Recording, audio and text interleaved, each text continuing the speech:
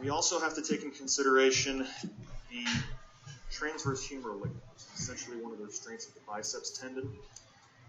There's definitely situations where the ligament itself can be injured by bowstringing of the biceps directly into that. It can also be irritated with impingement problems. But we also have to take in consideration the idea that the biceps mechanism itself could be inflamed or irritable. There are ways to bias for this. In order to stress the whole mechanism, we're going to bring the arm up into about 45 degrees of flexion, just slightly out into the scapular plane here. I do tend to like to supinate the hand in order to bias toward the biceps mechanism as well.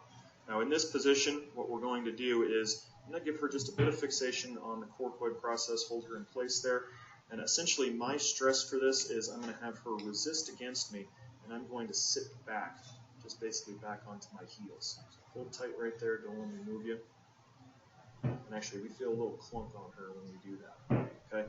Now if we get reproduction of pain in that position, we aren't certain yet whether or not that's the transverse ligament with the tendon bowstringing into the ligament, or if it's the tendon itself within the groove.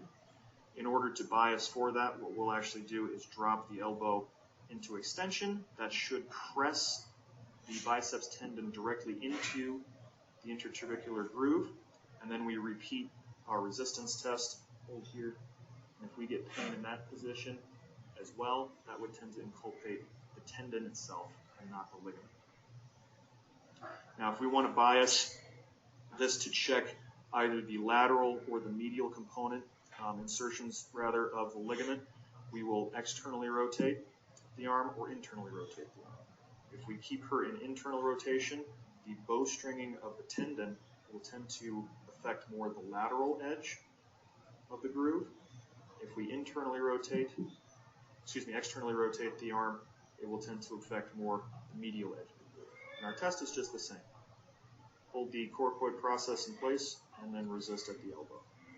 And we're still getting a bit of a consistent click.